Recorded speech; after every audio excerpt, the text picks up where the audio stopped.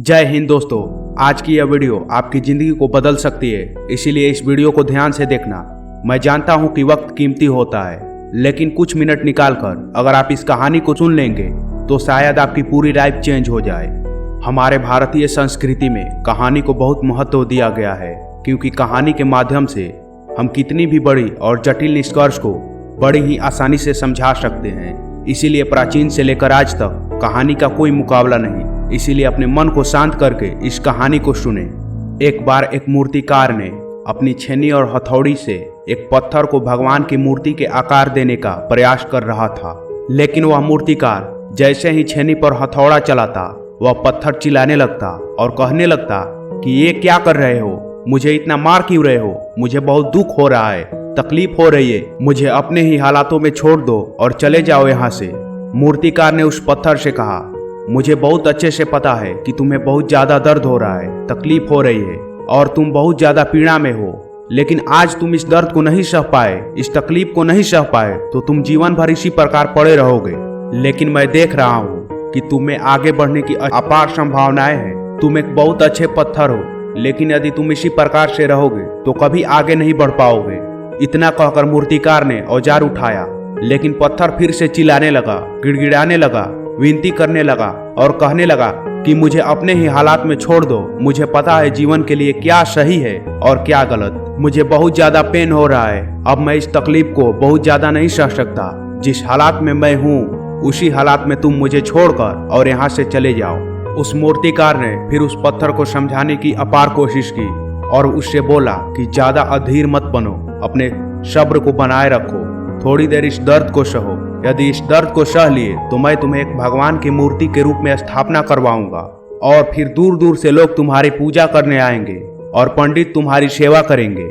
लेकिन उस पत्थर ने मूर्तिकार की एक भी बात ना मानी, वह चिल्लाता रहा और अपने बात पर अड़ा रहा। लेकिन फिर भी मूर्तिकार ने उस पत्थर को बहुत समझाने की कोशिश की, लेकिन वो पत्थर नहीं माना। अब मूर्तिकार भी थक चुका था। अंत में तंग आकर वह मूर्तिकार उस पत्थर को छोड़कर आगे बढ़ गया और थोड़ी ही दूर जाकर देखा कि एक और बहुत ही अच्छा पत्थर आगे पड़ा हुआ था। उसने छेनी और हथौड़ी उठाई और उस पत्थर से सारी बात बताई, लेकिन वह पत्थर मूर्ति बनने के लिए तैयार हो गया। मूर्तिकार ने छेनी और हथौड़ी का वार दूसरे पत्थर पर जारी रखा। दूसरे पत्थर को भी दर्द हुआ, बहुत ज्यादा तकलीफ हुआ, लेकिन वह पत्थर उस दर्द और तकलीफ को बर्दाश्त कर लिया और देखते ही देखते थोड़ी समय के बाद उस पत्थर ने भगवान के मूर्ति का रूप धारण कर लिया। थोड़ी दिन बाद उस मूर्तिकार ने उस मूर्ति को एक मंदिर में स्थापना करवा दिया। उसके बाद धीरे धीरे करके लोग वहां पूजा पाठ करने आने लगे, लोगों की मन्नतें पूरी होने लगी और वह मंदिर बहुत ही ज्यादा प्रसिद्ध हो गया। अब धीरे धीरे करके दूर दूर के गांव के लोग वहां पूजा पाठ करने आने लगे। फिर एक दिन उसी पत्थर को उसी मंदिर में लाया गया जो मूर्ति बनने से इनकार कर दिया था और उसे लाकर एक कोने में रख दिया गया। अब जितने भी श्रद्धांजलि वहां पूजा करने आते थे वह उस पर नारियल फोड़ते थे।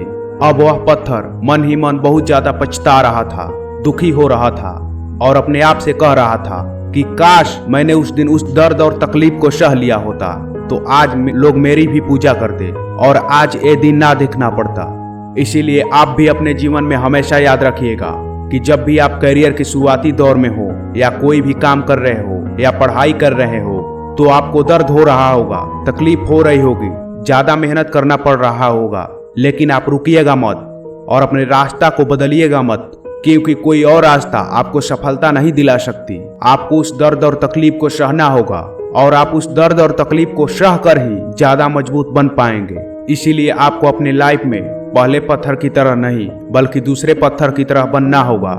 इसीलिए दर्द को सहने की आदत डाल लो, क्योंकि बदलाव तभी होगा जब संघर्ष के दरियों को पार करके तुम आगे बढ़ोगे। दोस्तों, आई होप कि आपको इस कहानी से बहुत बड़ी लाइफ लेसन मिली होगी। अगर यह कहानी आपको अच्छी लगी हो तो हमारे चैनल को सब्सक्राइब करके इस वीडियो को अपने व्हाट्सएप ग्रुप में और अपने दोस्तों के साथ शेयर कीजिए। जय हिंद, वंदे मातरम।